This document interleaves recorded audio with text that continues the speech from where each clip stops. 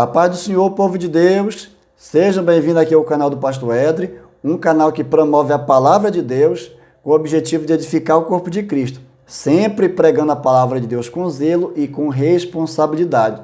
Estamos aqui para mais uma videoaula da nossa revista Betel Dominical, essa editora Betel, e estamos aqui dando continuidade à série de estudo do livro do profeta Ezequiel. Hoje nós estamos com a lição de número 9, a visão do Vale de Ossos Secos, que será lecionado no próximo dia 27 em todas as Assembleias de Deus do Ministério Madureira e as demais igrejas que aderem aos ensinamentos da editora Betel. E esse trimestre de 2022, o primeiro trimestre, estamos estudando sobre o livro do profeta Ezequiel. Deixa eu mostrar aqui a capa da revista, aleluia.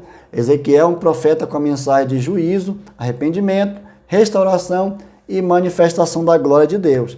Mas antes de a gente começar esta aula, eu quero aqui pedir a você que não é inscrito no nosso canal, que está passando aqui pela primeira vez, você está sendo convidado a se inscrever, venha fazer parte dessa grande família aqui desse canal e Deus vai te abençoar grandemente. E você que já é inscrito aqui no canal, meu muito obrigado a você que tem curtido aqui embaixo, viu? Tem deixado seu like, tem compartilhado, tem comentado. Deus possa te abençoar grandemente. Aleluia. Esse canal aqui é para abençoar a sua vida. Aleluia. Vamos para a lição? Lição de número 9. A visão do Vale de Ossos Secos. Texto áureo. E me disse, filho do homem, poderão viver esses ossos? Uma pergunta de Deus ao profeta. E eu disse, Senhor Jeová, tu sabes. Ezequiel 37, 3. Verdade aplicada. A genuína restauração espiritual produz fidelidade e comprometimento com a palavra de Deus e um viver para a glória de Deus. Olha, a chave dessa lição já está aqui da verdade aplicada. É só você ler, meditar, que você vai tirar a grande lição aqui da verdade aplicada. O objetivo da lição: explicar que o plano divino inclui restauração. Segundo, ressaltar que Deus pode fazer isso, Deus pode fazer mais do que pensamos. E terceiro, mostrar os resultados da restauração divina. Então, é o que nós vamos estudar aqui nessa lição. Texto de referência. Ezequiel 37, verso 1º, 2º, 4º, 5º e o 10º. Vamos ler comigo? Veio sobre mim a mão do Senhor, e o Senhor me levou em espírito, e me pôs no meio de um vale que estava cheio de ossos, e me fez andar ao redor deles. E eis que eram muito numerosos sobre a face do vale, e estavam sequíssimos. Então me disse, profetiza sobre esses ossos, e diz-lhes, ossos secos, ouvi a palavra do Senhor. Assim diz o Senhor Jeová a estes ossos, eis que farei entrar em vós o espírito e vivereis. E profetizei como ele me deu ordem. Então o espírito entrou neles, e viveram e se puseram em pé, e um exército grande e extremo. Aleluia. Fique comigo até o final. Deus tem uma palavra abençoada aqui, através dessa lição. Não saia daqui. Vamos ler a introdução? Essa visão revela que Deus é poderoso para levar adiante seu propósito de ter um povo que viva de acordo com a sua vontade, para testemunho de todas as nações e glória do seu nome. Olha a introdução. Olha qual era o plano de Deus.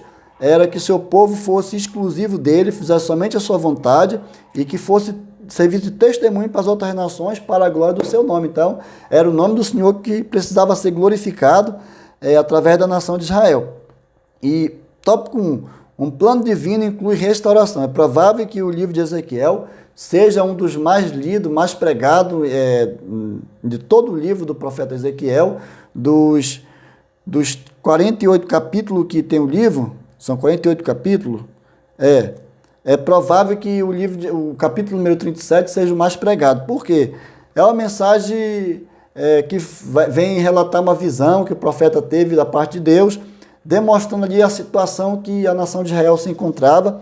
Deus lhe compara a nação de Israel como um grande vale de osso seco, mostrando ali o profeta Ezequiel de como estava a situação espiritual da nação que ele havia criado. Então, nós vamos ver que no decorrer da história, Deus tem um plano divino para resgatar a raça humana, Deus tem seus mecanismos para resgatar o homem de volta, porque quando Deus criou o homem lá no Jardim do Éden, o homem e a mulher, Deus tinha um plano que esse homem e essa mulher vivessem somente para a sua glória, para fazer somente a sua vontade, para que o nome do Senhor fosse glorificado. Mas nós podemos observar que no decorrer da história não foi bem assim que aconteceu.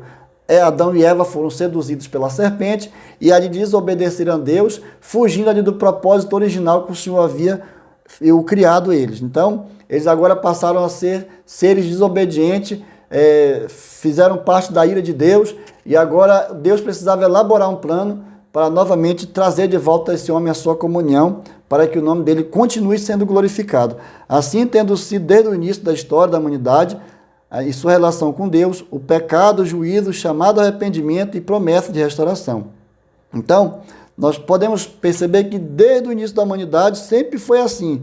Deus sempre criando situações para trazer o homem de volta, para trazer juízo, chamar o arrependimento, denunciar o pecado através de seus profetas, mas Deus também trazia sempre uma mensagem de restauração, aleluia, sempre uma mensagem de uma nova aliança, que Deus ia dar um coração novo, ia trocar o coração de pedra por um coração de carne, Deus ia colocar no seu povo o seu espírito. Se nós observar os textos que estão aqui no livro do profeta Ezequiel, nós vamos ver que Deus, ele sempre trouxe juízo, sempre denunciou o pecado de Israel, mas sempre trouxe uma mensagem de esperança, de restauração. Por quê? Deus tem um forte interesse em trazer de volta ao homem a sua essência, ao seu natural, que é para adorar somente o nome do Senhor. Então, eu e você fomos criados somente para a adoração do nome do Senhor, para a glória do nome dele.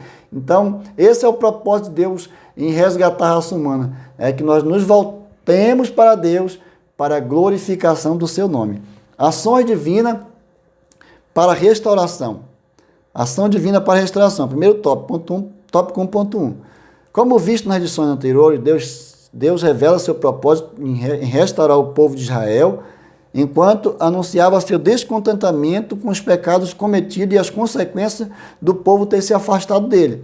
É importante você ler os textos que estão aqui, ó, Ezequiel 11:16, Ezequiel 14, Ezequiel 16:60, Ezequiel 17:22, principalmente Ezequiel 16:60, que Deus ali, depois de ter relatado como é que a nação de Israel se afastou dele, como a nação de Israel foi ingrata, pecou, profanou, idolatrou, trocou ele por outros deuses, mas Deus lá no capítulo 16, versículo 60 e 60 ao 63, Deus traz ali uma revelação, uma promessa de como Deus iria restaurar a nação novamente, ia fazer uma nova aliança, ia trazer o povo de volta. Então, é importante que eu e você leiamos esses textos que estão aqui para que possamos ter uma compreensão melhor do ensino, para que domingo, você, professor que dá aula, tenha conteúdo bem relevante aos seus alunos.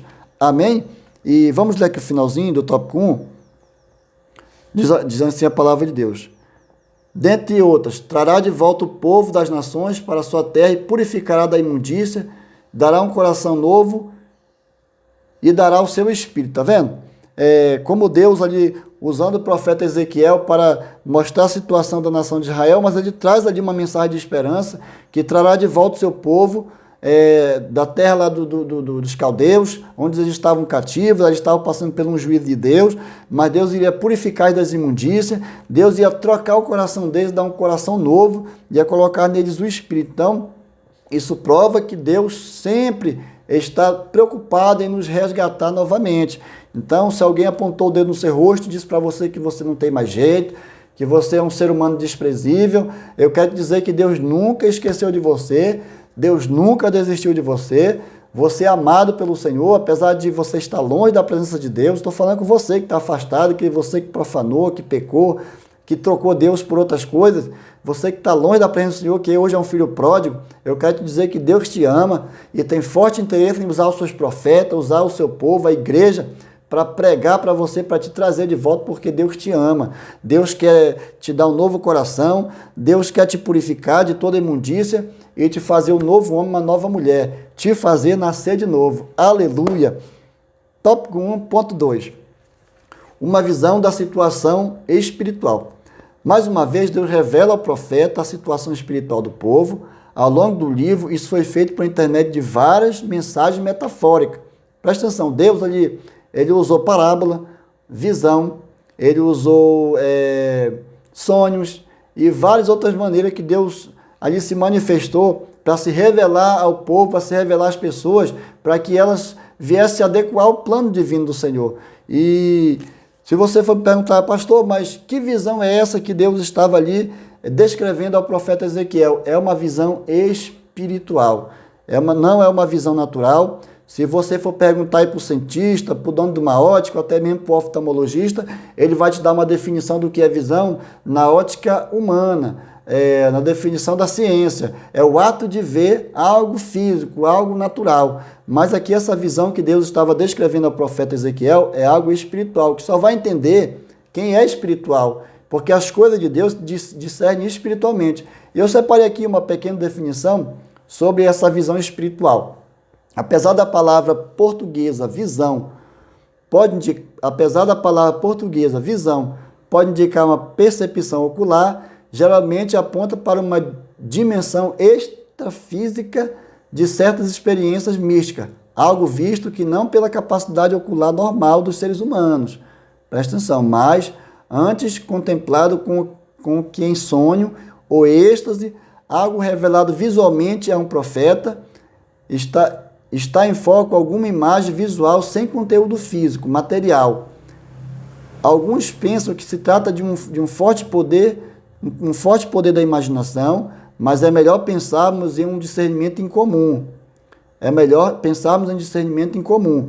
De forma visual, dado pelo Espírito de Deus, ou então por algum espírito maligno, ou mesmo pela capacidade psíquicas naturais dos seres humanos.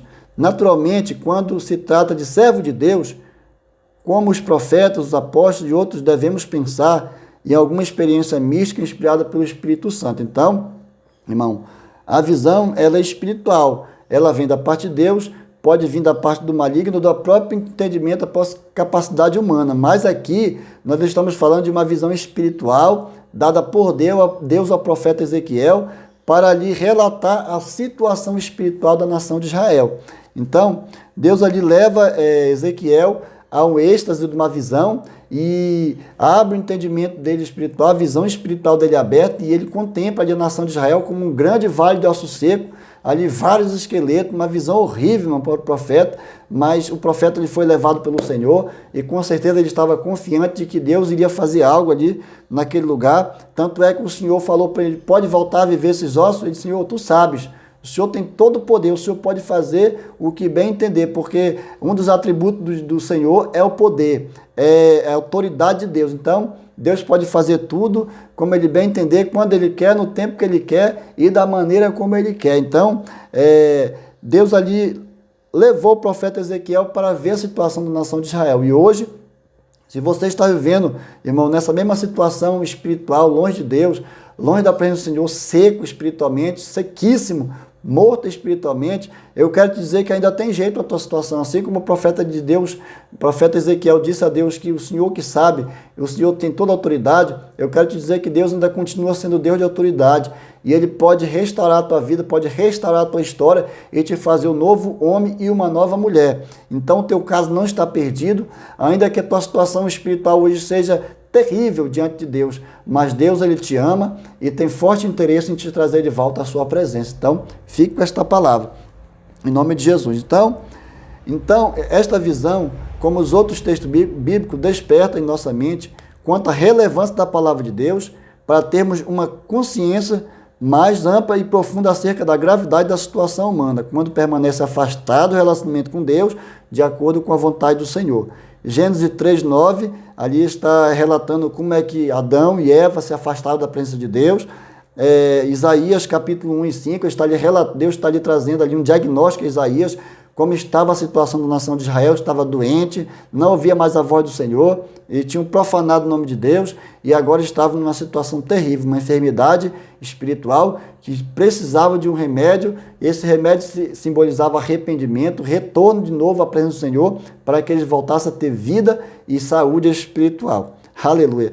Mais na frente, aqui também vem relatar Apocalipse capítulo 3, verso 17, vem falar da igreja de Laodiceia, a igreja morna, que não era nem quente nem fria, mas que estava morna, estava a ponto de ser vomitada da boca do nosso Deus. Era uma igreja que tinha autossuficiência, achava que não precisava mais de nada, porque era uma igreja rica. Cuidado com a autossuficiência. A autossuficiência pode te fazer uma pessoa morna e pode você estar sendo ao ponto de ser vomitado pela boca do próprio Deus. Cuidado, mas o interessante é que Deus dá um conselho aqui através da visão dada a João. Aconselho que de mim compre ouro refinado, veste para cobrir a nudez e colírio para que você seja curado dessa cegueira espiritual que assim a igreja de Laodiceia se encontrava. Mas o mais interessante é que Deus, ele traz um aconselhamento, mas traz também aqui uma mensagem de esperança, dizendo: eis que estou à porta e bato. Se alguém ouvir a minha voz, eu entrarei, estarei com ele e ele comigo. Então, irmão, não importa a situação que você esteja vivendo agora, não sei como está a sua vida espiritual, mas uma coisa eu te digo: volta ao Senhor, volta porque Deus quer curar essa cegueira espiritual, quer tirar essa vergonha, essa nudez aí da tua vida, e o Senhor, ele quer te abençoar e quer te salvar. Então, eis que estou à porta e bato. Então, o Senhor está batendo na porta do teu coração nesse momento, você que está longe da presença do Senhor, o Senhor está batendo no teu coração agora através dessa palavra, para você abrir a porta, ele vai entrar, ceiar contigo e tu com ele, e tu será abençoado em nome de Jesus. 1.3, profeta, um instrumento de Deus. Eita glória! Cadê os profetas que são instrumento de Deus aí? Dá uma glória a Deus aí, deixe seu like, aleluia. Desde o início, o plano de Deus inclui o ser humano não apenas como alvo do seu amor, graça salvadora, como também sendo instrumento do Senhor para levar adiante seu propósito e formar um povo para a sua glória. Presta atenção que além de Deus ele nos alcançar com a sua graça salvadora, com seu amor, agora o Senhor também nos capacita para ser instrumento dele, para a pregação da palavra, para que seu nome seja glorificado, para louvor da sua glória. Então presta atenção que ele resgatou ali Ezequiel, e ali Deus agora está usando o profeta Ezequiel para ser um profeta de Deus, um instrumento do Senhor dentro dali daquele vale ao seco, dentro ali do cativeiro, onde eles estavam ali recebendo um juízo de Deus, para que Ezequiel pregasse a palavra do Senhor para o povo se arrepender, voltar ao Senhor e a glória de Deus fosse manifestada naquele lugar. Aleluia! E nós podemos perceber como Deus, ele sempre trabalhou e sempre usou e sempre criou mecanismo, usando pessoas, criando situações para resgatar novamente a raça humana. Perceba que lá em Gênesis capítulo 3,15, Deus traz a primeira promessa de restauração da raça humana, quando ele diz à serpente, né, que da semente da mulher há de nascer um que vai pisar a cabeça da serpente. Então, o Senhor já está trazendo uma mensagem ali de esperança, que no futuro Deus ia enviar seu Filho Jesus para morrer na cruz, para nos salvar, para nos resgatar como raça humana, como resgatar nossa essência natural, nos restaurar, porque fomos criados seres perfeitos, mas agora estávamos passando pelo processo de imperfeição devido ao pecado, ao afastamento de Deus. Mas Deus, usando Jesus ali na cruz do Calvário, o próprio Jesus se entregando como Filho amado ali por toda a humanidade, resgatando a raça humana, dando a oportunidade àqueles que querem se entregar ao Senhor Jesus de voltar-se novamente ao Senhor. Perceba que em Gálatas, capítulo 4, versículo 17, o apóstolo Paulo escrevendo, ele diz assim: na plenitude do tempo, Deus enviou seu Filho amado Jesus, nascido sob a lei, nascido de mulher, para entregar a sua vida por toda a humanidade. Jesus entregou a sua vida por nós, sendo nós ainda pecadores, e aprove o Senhor, graças ao nome dele, ao nome de Jesus Cristo, é que nós estamos aqui hoje para pregar o Evangelho, dizer que só Jesus salva, só Jesus cura, só Jesus liberta e quer levar o homem ao céu. Aleluia! Louvado seja o nome do Senhor. Então, nesse tópico, nós vamos ver que Deus ele nos usa para anunciar o seu Evangelho. Quer mais uma prova? Está aqui na revista. Lá no capítulo 10 do livro de Atos, ali existia um homem na cidade de Cesareia, ali chamado Cornélio, um centurião. Esse homem era piedoso, era temente a Deus, fazia suas orações, e Deus um dia olhou lá do céu e viu ele fazendo essa oração e se agradou, e enviou um anjo para dizer assim: olha, eu tenho um plano de resgatar a tua família, eu tenho um plano de resgatar aí toda a comunidade através de você. Então, Deus ali se apresenta através do anjo ali a Cornélio, e mostra o plano divino e manda Cornélio dizer para os seus soldados, os seus comandados, e lá na cidade de Jope, atrás de Simão Pedro, que estava na casa de Simão Curtidor, que eles iriam encontrar lá o Simão Pedro, e Simão Pedro iria vir com eles para trazer uma palavra do Senhor, um profeta como instrumento de Deus. E lá Deus trabalhando da sua maneira, que Deus é perfeito, Deus também se apresenta lá ao apóstolo Pedro, e mostra-lhe uma visão do lençol vindo do céu, com vários animais. Deus diz, Pedro, mata e come. Pedro diz assim, Senhor, e de modo algum fazer isso, porque eu não como coisa imunda. O Senhor diz assim, não chame de imunda o que eu purifiquei. Então Pedro ficou ali pensativo com aquela visão, e em seguida ali ele escuta alguém batendo na sua porta, e o Espírito Santo diz para ele assim, olha, abre a porta e vai com eles, porque eu é que estou no controle de todas as coisas. Foi eu que enviei esses homens, vai com ele pregar a palavra lá onde eles vão levar você. O apóstolo Pedro vai na casa de Cornélio, leva uma comitiva de irmão, chega lá e prega Jesus Cristo como Filho de Deus, que morreu e ressuscitou ao terceiro dia, e ali houve salvação, batismo, renovo na casa de Cornélio, e o nome do Senhor foi glorificado. Sabe por quê? Porque Deus usa seus profetas, usa seus instrumentos. Então, eu e você somos instrumentos do Senhor nessa última geração para levar a palavra, para sermos conduzidos pelo Espírito Santo, para levar a palavra ao pecador, para que ele venha se arrepender, seja batizado com o Espírito Santo, seja batizado nas águas, para que seja um salvo, nascido de novo, para o nome do Senhor seja glorificado. Aleluia. Nós somos o sal da terra, a luz do mundo, e nós precisamos fazer isso. Amém, irmãos?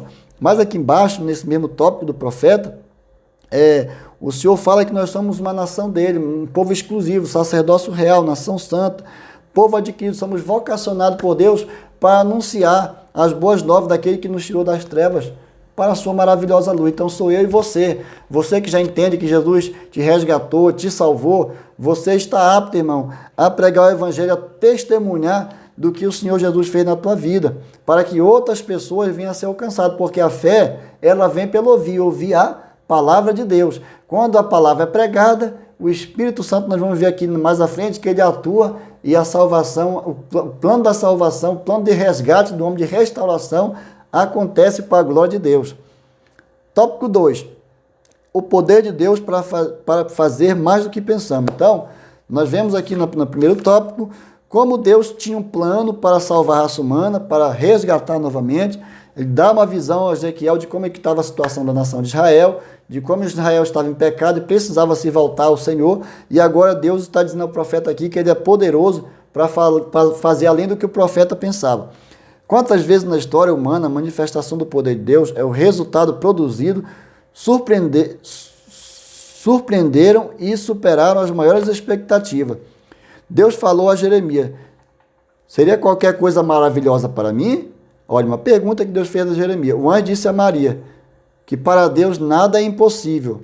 Agora Deus estava revelando a Ezequiel que o seu poder é suficiente para cumprir a sua palavra e levar adiante o seu plano. Então Deus aqui está revelando ao profeta Ezequiel que ele é poderoso para fazer infinitamente mais além daquilo que pedimos ou pensamos. Lembra de quando o anjo veio visitar Maria no livro de Lucas, capítulo 1? Lá no verso 37 ele fala assim, haveria alguma coisa impossível para Deus? Para Deus nada é impossível. Já fazia mais de 400 anos que Deus não se revelava a ninguém. Havia o período interbíblico, o período do silêncio de Deus.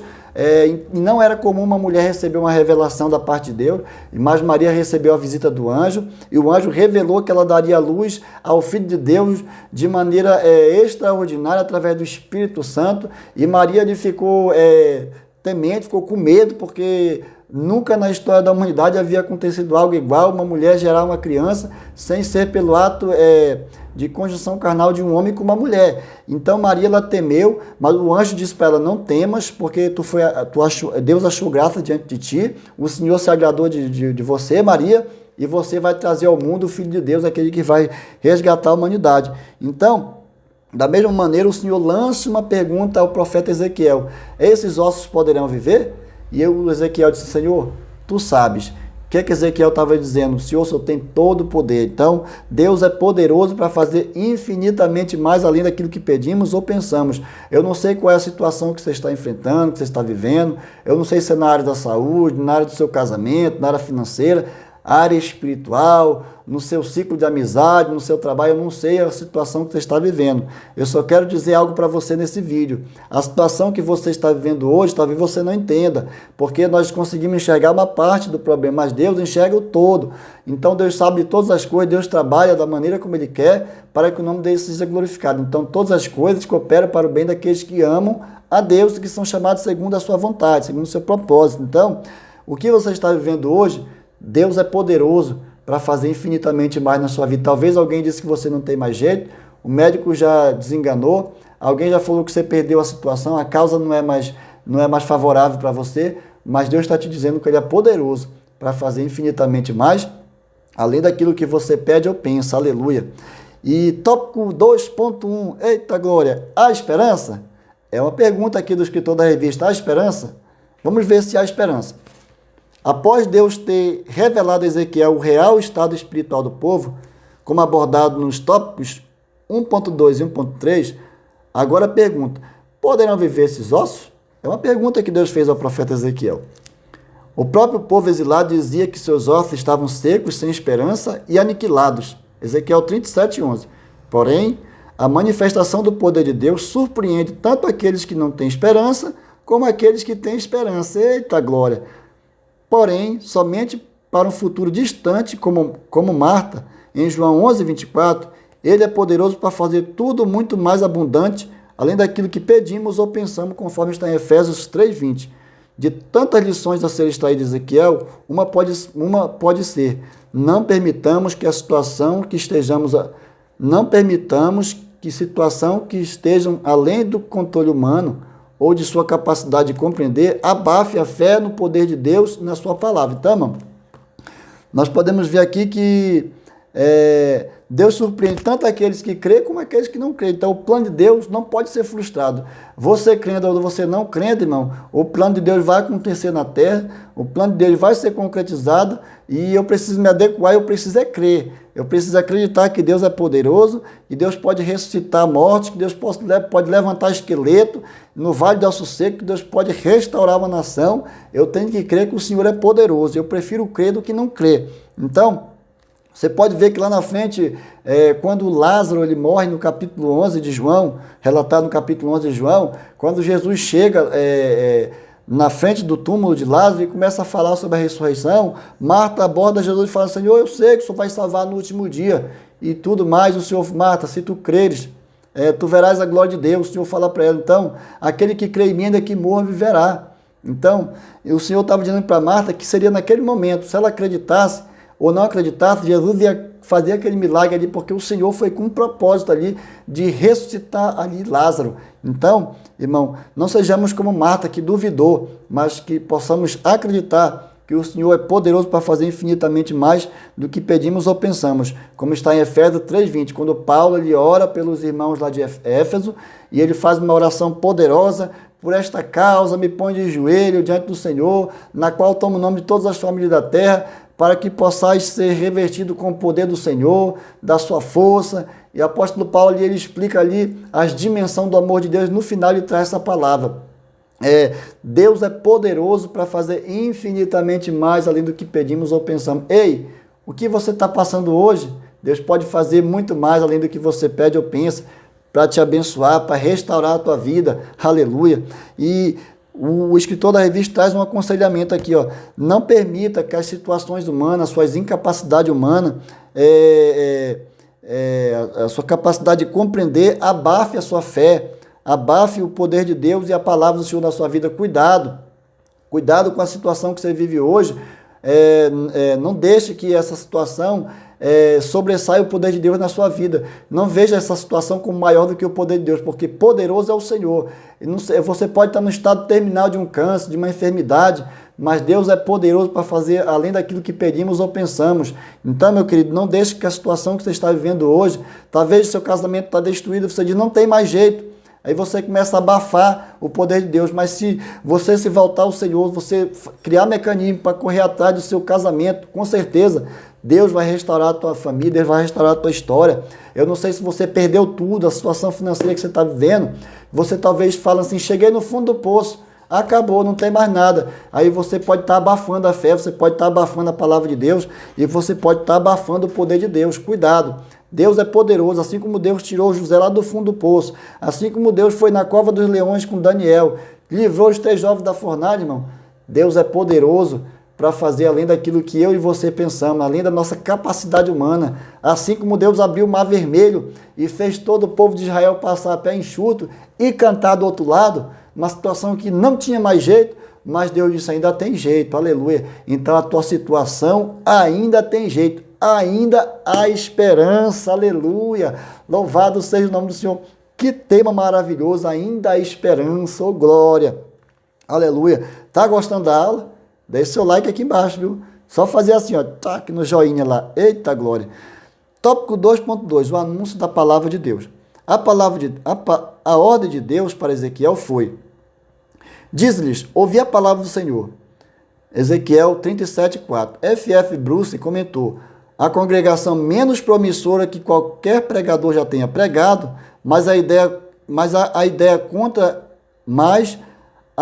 conta eco nas palavras do nosso Senhor em João 5:25. Os mortos ouvirão a voz de Deus, e aqueles que ouvirem viverão. Em nosso tempo tão repleto de desafio, a ordem é a mesma.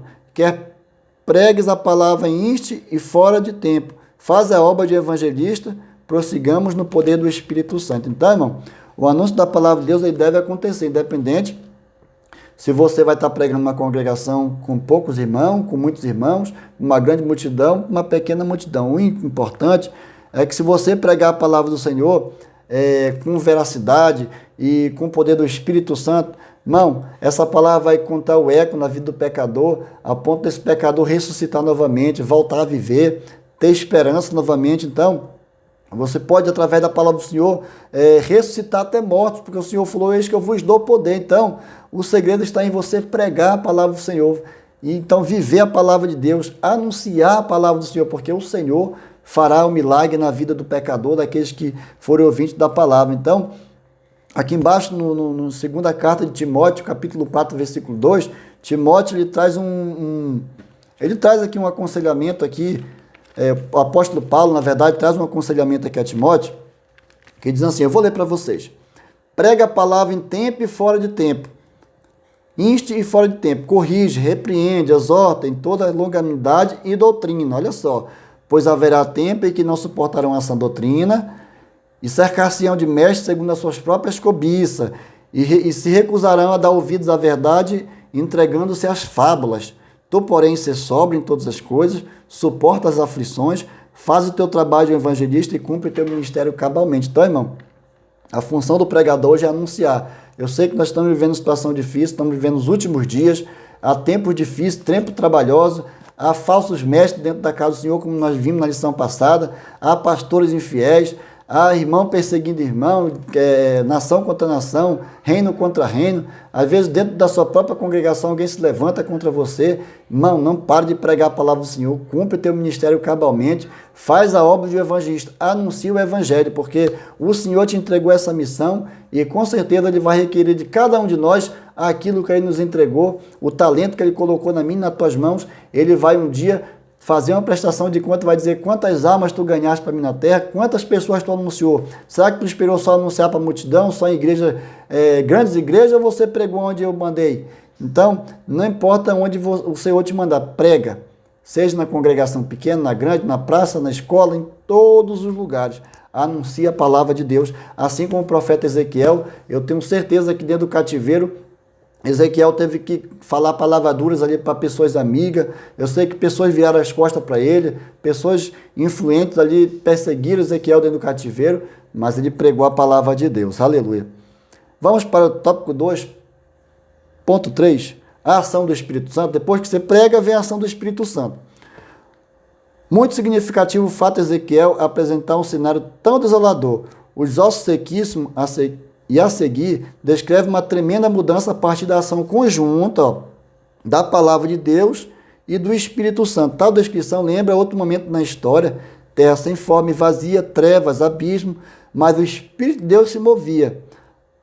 Após este cenário, vem a palavra de Deus e disse Deus, em Gênesis 1, 2 e 3. Ou seja, o Espírito estava em movimento, pronto para pronunciar a vida a partir da palavra pronunciada, operando assim junto com ela. Então, irmãos, nós vamos ver que Ezequiel ele estava ali pronto para pregar a palavra de Deus.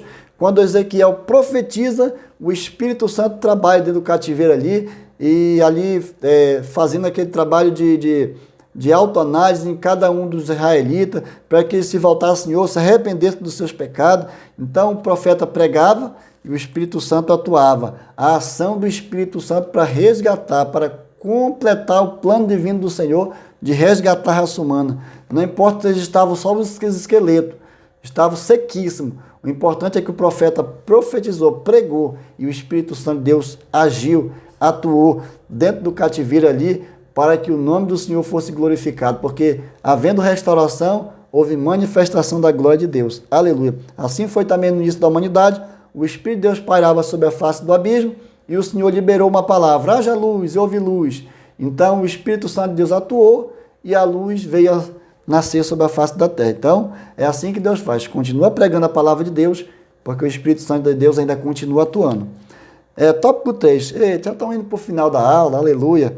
Resultado da restauração. Então, depois de nós ver o plano divino de Deus para resgatar a raça humana, para restaurar, nós vamos, nos tópico 2, nós vimos aqui o poder de Deus na atuação da restauração do homem, que Deus é poderoso para resgatar, e aqui nós vamos ver os resultados da atuação da restauração do homem. Nós vamos ver agora o resultado. A obra da restauração inclui a vivificação para no viver. Deus disse que abriria a sepultura, faria seu povo sair delas, para passar a vivenciar um novo tempo em que inclui uma nova vida. Esta nova vida inclui o aspecto da comunidade a viver como povo de Deus. Amém?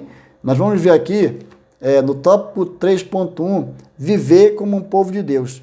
Depois que Deus elaborou o plano para resgatar a raça humana caída, Deus se manifesta como um Deus poderoso para fazer isso, e agora, depois desse resgate, Deus chama aqui a sua nação novamente para viver como um povo de Deus. Por quê? Nós não éramos povo e agora somos povo de Deus.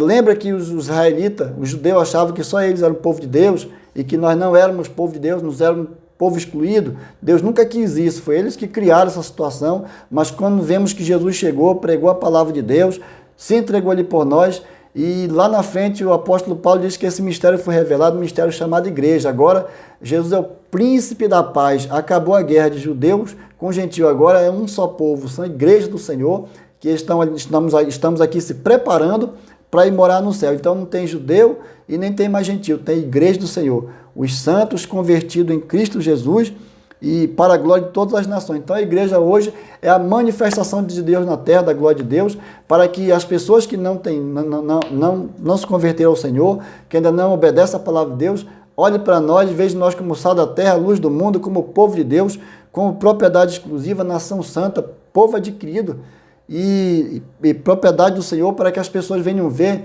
e se voltar para o Senhor. Aí eu te pergunto, você tem vivido como povo de Deus? Você tem dado exemplo de povo de Deus? Você tem obedecido a palavra do Senhor? Você tem verdadeiramente representado esse povo na terra chamada igreja? Você tem sido um representante de Cristo aqui na terra? Irmão, fica essa pergunta no ar, não precisa se responder nos comentários. Responda para você mesmo. Aleluia. Tópico 3.2. Estamos indo para o final da lição. Tópico 3.2. Viver de acordo com a palavra de Deus. Depois do plano, depois da manifestação do poder de Deus, vem o segundo resultado da restauração, viver de acordo com a palavra de Deus. Então, quando o homem e a mulher se volta para o Senhor, reconhece Deus como único Senhor, volta a ser povo de Deus, volta a ser filho de Deus, larga a vida de pecado, não mais faz parte da ira de Deus e agora faz parte, é afiliada a Jesus Cristo, à igreja, faz parte agora do corpo de Cristo, agora é filho de Deus, irmão. Agora nós temos que ter um novo viver, nós temos que nascer de novo e viver de acordo com a palavra de Deus. Foi o que Deus disse Jesus falou para Nicodemos. É necessário nascer de novo. Quem não nascer da água do Espírito não pode nem ver o reino do céu. Então, nós temos que viver de acordo com a palavra de Deus para nós um dia poder entrar no reino do céu e ser participante das bênçãos que está nos aguardando na Canaã celestial, que é o céu, irmão. Então, nós temos que ter esse efeito da restauração de nossas vidas para que o nome do Senhor seja glorificado.